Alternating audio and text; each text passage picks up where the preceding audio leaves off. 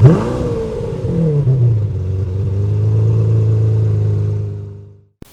and welcome back to the channel, everyone. This is Motor Mike Media, and as always, I'm Motor Mike, and today we'll be talking about the pros and cons, the good and the bad of the Jeep Cherokee XJ, one legendary off-road vehicle. Now, these vehicles were made from 1984 all the way to 2001, so a pro right there is they're made for a very long time, so there's lots of part availability.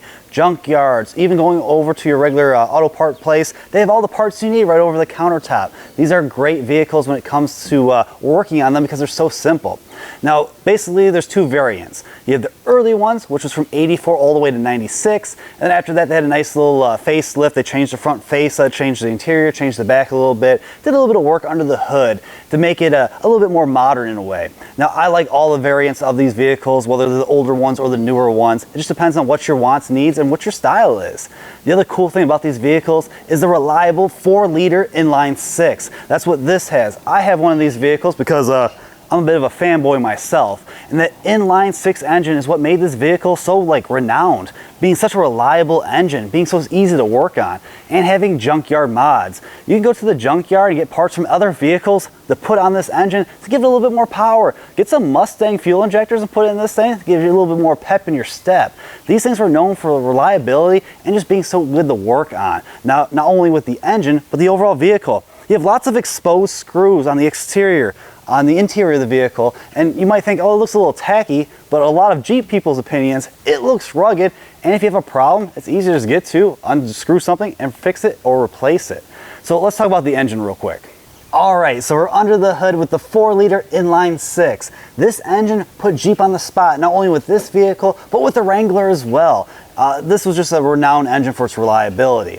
Now, this might be the most popular engine we got in America, but this was a global vehicle sold in lots of different markets. So the 4-liter was there, but you had 4 cylinders, you had diesels, you had V6s. So depending on where you are in the world, we'll have different power plants, but this is the one that was the most famous among them all. All right, let's talk about styling. Now, I really love these things. I love the way it looks. It's squared off. It looks macho. It looks rugged, but that's also a con. So when you're driving around, this is basically a brick in the wind. So you will get lots of air noise, and there's also some road noise as well. Now, people like to modify these. So if you put big tires on this thing and you lift it, the road noise is only gonna get worse, as well as some wind noise as well. So that's something to look for. But what I do like is the drip rails. This is one of the last vehicles in America that have those. It's a little bit of a retro touch, but something that I personally like. But overall, let me know in the comments below what you think of the styling. Now, a pro is the size of these vehicles. These are small, compact vehicles. So when you do take them off-roading, they fit in those nice small trails. And what most people do is just drive them on the streets. They're perfect for parking lots. They easily get you in and out of one. Now, they came in 2-door and 4-door configurations. The 2-doors are super, super rare, but they're really cool looking. And they came in automatic as well as manual transmissions. Now, when you have a 4-door like this, do you have a backspace that is usable? Yes and no. I'll show you why. When you open the door doesn't open very wide. You can see the wheel well protrudes in here. But when you do get back here, I'm 5'11", guys. And I'll be honest, this is very tight. It's a little hard to get in here. My knees are very high up. This is the driving position where I would drive. Now, my knees are touching them. I have a little bit of headroom. This little grab handle, it's cool to have, but I hit it on my hat. I would not want to be back here very long. If you get a 4-door, it's reserved for cargo or for kids for the most part. Now, you do have space behind you, which is awesome, but I would get the 2-door if you can find one because it's not very usable back here. So when you're here in the back of the Jeep Cherokee XJ, you have a decent amount of space. Even though it's a compact vehicle, its square shape will maximize its interior volume. Now, the rear seat, it doesn't have any headrests. So if you're someone that's looking for safety, it's kind of a con on this vehicle. It's not the safest vehicle, but you can fold this all the way down to maximize your rear space back here. You can see we just have old door panels sitting back here. Now, your spare tire, it doesn't go underneath the vehicle. It would actually get mounted right over here on the side, which would actually take up some of the space on your interior. So if you're someone that might need to maximize it, you might have to remove that or put your seats down. But it's a pretty usable space. So the Jeep Cherokee XJ, it was built for a very long time. So there's still plenty of these on the road and for sale. Now, the biggest problem is the price gap difference. If you go online, a majority of the ones you'll find near you are probably beat up and clapped out. The biggest problem is rust. These vehicles, the rockers go, the wheel wells go. they're affordable vehicles when they were built back in the day, which means they weren't the best build quality. So a lot of components can rust and can rust very easily. It's something to look for. When you find nice examples like this one, this was cosmetically restored, they go for big money. So if you're looking to get one that's already nice, you might have to pay a little bit of a premium, but you can still find plenty of projects on the cheap. Now, other things to look for with these vehicles would be, well, are you getting the best fuel economy? No, but you're getting a great reliable inline-six engine. Now, if you're globally, you have diesels and 4 cylinders and other V6s, which are really nice to have.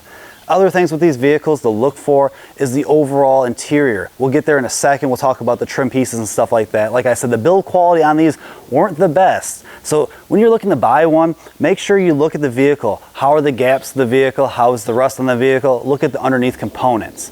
But the cool thing is, this has a great community, not only here in America, but across the world. There's so many clubs and groups that get together to go off-roading, to have fun and show off their Jeeps. You can customize and personalize these to your wants, needs, and desires. You can mod these up and make them dedicated rock crawlers. You can give them nice lifts, big tires. These can be off-road monsters. Solid axles, front and rear, make them an awesome off-roader, but it's a unibody construction. So remember, if you push them too far, you could get some cracks in the body overall. But people can build these up, and that's the cool thing. There's so many parts availability to maintain or fix these vehicles up. So when you walk up to these Cherokees, I always like the handle. It's a nice little satisfying press when you open it. Nice little door card. Now this actually is a soft material. It's not very soft, but it is soft. Nice place to put your arm. These came in 2 tones. There was a tan, there was a black interior. So you have some choices. The old Chrysler switchgear. When it works good. And when it doesn't, at least it's a cheap fix. The seats. Now the seats are actually pretty decent. They're not the most comfortable seats in the world, but they do a pretty good job. I like the simple pattern that's inside of them. Nice bolstering that holds you in place pretty decently. When you're off-roading, not so much. But when you get inside, the overall dash, it's simple. Now, like I said, there was 2 basic variants of the interior. This was the updated interior. Cheap plastics, but it's okay. Now, these do rattle. Now, they rattled when they were relatively new, I mean a few years old. But now that these are 20 plus years old, yes, you do have to deal with some of those rattling issues, but it's real simple to fix. Like the door cards, you just pop the door off, you fix a few of the fasteners, and boom, it's good to go again. The trim pieces up top where the handle is, those rattle as well. Easy to fix. You pop those off, fix a few little things, and you're good to go. A little bit of time and effort will go a long way. Now these radios, they're so old, there was no cassette and CD player. There was cassette, there was CD, there was both CD and cassette. So it just depends on the year you have. But you can replace these with a nice regular head unit. Simple climate controls, you can't go wrong. 1, 2, 3, 4. All your nice simple events. This is an automatic transmission. It's a T-handle shifter. It actually feels relatively satisfying just to throw around, rest your hand on. Ashtray, because everyone smoked back in the days. Simple cup holders. This one's stepped, which is kind of a pain. A lot of bottles actually don't fit in there. Handbrake, which is nice. Simple gauge cluster. A nice steering wheel. I do like this 2-spoke design. This one's got the nice cruise control feature, which is always cool to have. Clock spring issues. These go through clock springs, not regularly, but they usually have to get replaced now that since they're so old. They're really simple to replace. I made a full video on that if you want to check that out. But the interior, yes, it's plastic, but everything's kind of upright. It's kind of macho. It feels pretty decent. And like I said, if it does rattle, just a little bit of time, a little bit of money, and you can fix it up, and it's not bad. So driving these Jeep Cherokee XJs, I really love them because I personally own one. My dad has one. But what are the pros and cons of driving it?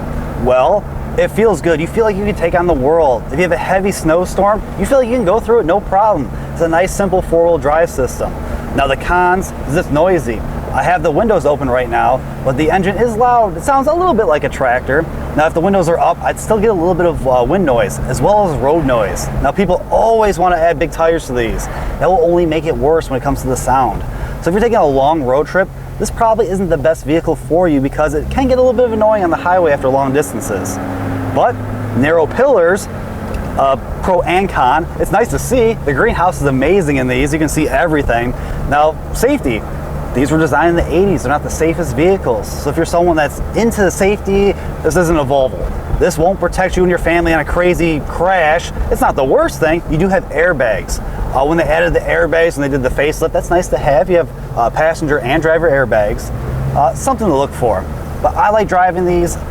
People love off-roading these. Like I said, a big community all about these things. You don't have vehicles like this.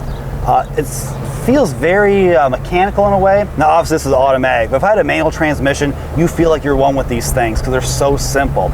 Being simple, it's easy to work on, but once again, you do have to deal with some of the quality issues, panel gaps, rattling, stuff like that. So there's pros and cons of everything. These are vehicles that are really cool, but they're not for everyone. So these might guzzle gas a little bit, they might be squared off and a little noisy, but they're fun vehicles with a dedicated community, plenty of parts available for these things, and like I said, you can customize them, personalize them to your wants and needs. They're really fun vehicles, and people should look into these a little bit more. Well, that's all I have for you today. I thank you all for watching, and if you haven't already and you want to, please check out my channel. I keep trying to give you guys more and more content. I talk about cars, trucks, crossovers, and SUVs. Combustion engines, just like this good old inline six, and EVs, a little bit of everything. But please like, comment, subscribe, hit the notification bell. That way you guys can stay up to date with the latest and greatest from my channel. And as always, I truly appreciate you all for watching, and I'll see you all in the next one.